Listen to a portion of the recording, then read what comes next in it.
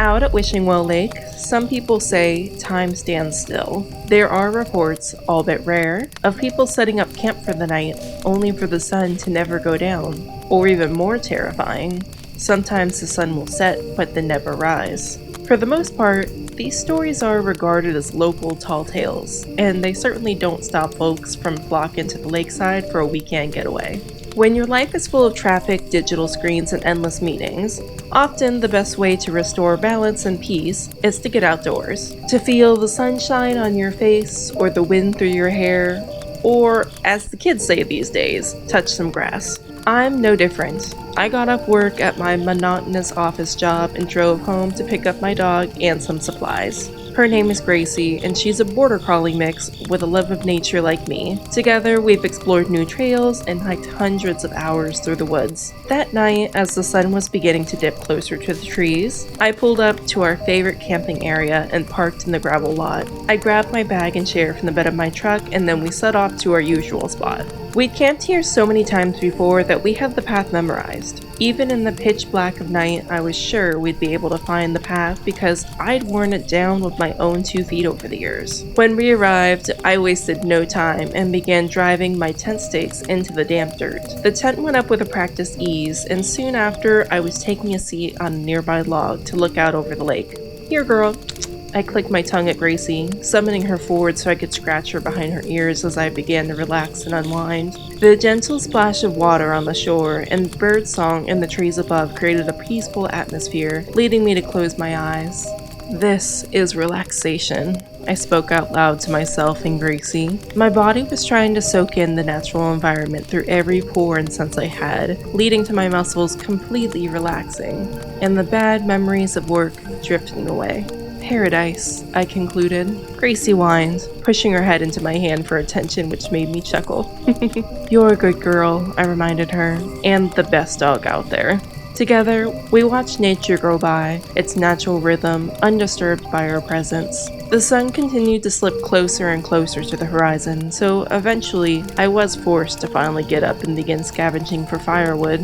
"Don't want us to be left in the dark with nothing to eat," I muttered to Gracie, who seemed to understand and dutifully followed me into the trees. She lives for the scraps of meat she knows she'll get when I cook over the campfire, so she's just waiting for the feast to begin. I watched as she jogged ahead of me, her fluffy tail swaying happily between the trees as she explored the smells of the forest. The once bright afternoon was beginning to dim. The light dwindled away as the sun dropped below the trees and began to leave us in a barely lit twilight. I didn't bring a flashlight with me because I know these woods like the back of my hand, and I can navigate easily in the low visibility, but then something caught my eye. On a nearby tree, there were long claw marks. They started high up on the tree above my head and ranked downwards until they almost touched the ground. Something big had been sharpening its claws here. Maybe a bear? I wondered to myself, reaching out to touch the marks and examine them further. Disturbingly, they seemed fresh.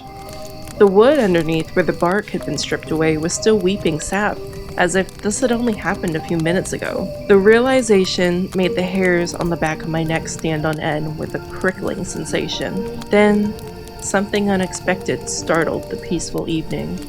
From somewhere in front of me, a scream rang out, shrill and loud, like a woman completely terrified of something. I froze in place for a moment as I considered the sound. Some animals make sounds like a woman screaming. Maybe it's a mountain lion? But then the sound happened again, echoing through the trees and bringing an eerie quiet over the forest. "Hello?" I called out. "Are you okay?" No response. I stood in place for a long minute, straining to listen for any other sounds, but nothing pierced the silence. "Gracie, come here," I whispered. She quickly came sprinting back and stood beside me. Together we looked out towards where the scream had come from, examining the gaps in the trees for any movements or clues as to what was going on. Let's just go back, I decided, but as I turned to walk back the way we came, that horrible scream rang out once more, high-pitched and terrified just as before. I looked down at Gracie, and she looked back at me, as if we were consulting with each other about what to do. If someone is hurt and needs help, then I should go to them, but at the same time, this just doesn't feel right. What do we do? I asked Gracie in a low whisper, as if she could respond. She whined, tucking her tail between her legs and showing her obvious discomfort with the situation. Your instincts are better than mine, I commented, taking note of her fear. Let's go back to camp. This time, as I turned and the scream rang out again, I didn't look back. My pace was fast, and I no longer felt safe out here, so I just wanted to be back at her tent. Gracie trotted ahead, eager to be back at camp as well, but then she stopped, freezing in her place as she stared at something. What is it, girl? I asked. That's when I noticed it too. We were back at the same tree with the claw marks on it. What? That's impossible, I muttered to myself. We just walked away from that tree, back towards camp. How are we back here again? Come on, girl, let's go, I called out, voice laced with fear, as I quickly turned on my heel and walked in the opposite direction again. By now, it was almost dark, so I must have gotten turned around somehow. Maybe I was a little too overconfident not to bring a flashlight. I was fast walking now, just on the edge of sprinting as I tried to get back to camp and away from this eerie place, but then it happened again. I rounded some trees and there it was once more. The same tree with the same claw marks. No, this is wrong, I said out loud, feeling a sense of panic begin to rise within me. Gracie whined again, backing away from the tree cautiously and hiding behind my legs. Let's go, I told her, now turning and running from the tree. As long as I go straight, I should get back to my camp without any problem. I won't stop, I won't turn, I won't look in any other direction but straight, until I see my tent. I was starting to feel desperate, panic and uncertainty clawing through me, and anxiety tightening my chest. All I wanted was to see the comforting sight of the lakefront and my tent, but instead, I just saw that damn tree in front of me once more. What the? I gasped, breathing heavy from running now. How is this happening? This time, I examined the tree. Maybe I'm wrong. Maybe this is an animal that's marked multiple trees. No, the marks were the same as always, and still just as fresh as the first time I saw them. This is definitely the same tree. While I looked at the tree, considering our next move, a familiar sound rang out once more. A high, shrill, female scream, but this time it was much closer than before. I felt my heart stop for a moment as if froze in fear. What should I do? No matter how much I walk away from this tree, I still come right back to it, and now that person or thing or whatever it is coming closer to me. I need to break the cycle, I realized. I only tried walking away, so what would happen if I tried to walk closer? That might be exactly what this thing wants, but unfortunately that's all I can do. There's no point in running away over and over again if I never actually go anywhere. Hesitantly, I took a step forward, then another, and another. Slowly, I urged myself forward at a snail's pace, getting closer and closer to the sound as it continued over and over. The screams bounced off the trees, echoing through my ears and becoming impossibly loud with every step I took towards it. Soon I was entering a clearing, the first new sight I've seen since entering the strange loop. Hello? I called out again. The sound stopped, and an eerie silence blanketed the area once more. A soft whine sounded from behind me, prompting me to look back at Gracie. It's okay, girl, I said, trying to soothe her nerves, even though I knew nothing about this was okay. Rustling began across the clearing from us. Through the darkness, I could see the dark shapes of the bushes moving, swaying wildly as if someone or something was walking between them. Who are you? I called out, trying to stand my ground and sound stronger than I felt. The sounds halted for a moment, as if it was listening, contemplating what I'd said. Who are you? A voice like mine suddenly called back. My heart stopped and my blood froze, terror overcoming me completely. What is that thing? Through the slits of moonlight piercing the trees, I saw something. A large, pitch-black form, straightening to 7 feet tall or higher. But then, it began to shrink and shift. Its form changed into something more slender and human-like. Hello? It called out, its voice now sounding more like mine as it stepped out from the bushes.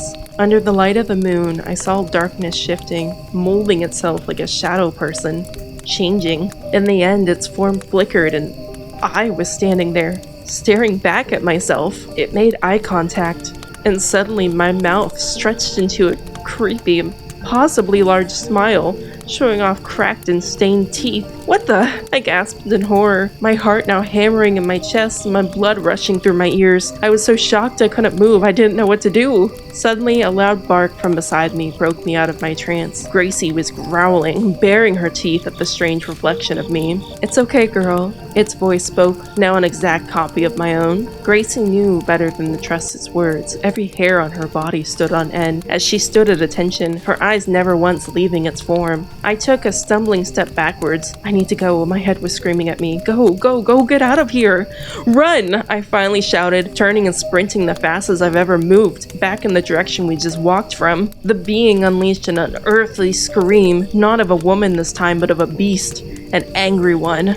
Gracie and I crashed through the bushes and low branches without much care. Each hit left stinging scratches on my skin, but I wouldn't stop. Every instinct said it was life or death. I just had to run and get as far from that thing as I could. With ragged breathing and burning lungs, I pushed on, passing the tree with the scratch marks again and continuing. This time, I didn't come up on the tree again. Somehow, I finally had broken the loop and stumbled back out onto the trail. Another scream sounded from behind me, reminding me that it was still chasing us and slowly catching up. Here! I shouted to Gracie, getting her to run down the trail with me and back towards the parking lot. Screw my tent and belongings, the forest can keep them for all I care. All I wanted was the safety of a metal door between us and that thing. The shine of an orange street lamp flickered just a little further down the trail, and I felt relieved knowing we were almost there. The truck was so close I could see it now. Leaves crinkled and twigs snapped as footsteps followed us down the dirt path, but I didn't dare look back, not wanting to know how close I was. When we finally reached the truck, I unlocked it from afar using the key fob and wrenched the door open. Gracie and I tumbled inside, rushing to shut the door behind us and lock it just as the thing reached the end of the parking lot. I started the truck, turning on the lights and making it freeze just outside of the headlight's beam. We had made it. No longer being chased, I took a second to look at it. It had my stature and wore my same clothes, but I couldn't see its face. That was completely obscured by shadow outside of the view of the lights. They stared at me as I stared back, and I think they finally realized they had lost. They never turned to walk away like a human pursuer would. Instead, their form seemed to drift backwards and be absorbed into the shadows of the trees once more. I kept watching, staring at the place where it disappeared in shock. What was that? How close had we just come to dying? I took some deep breaths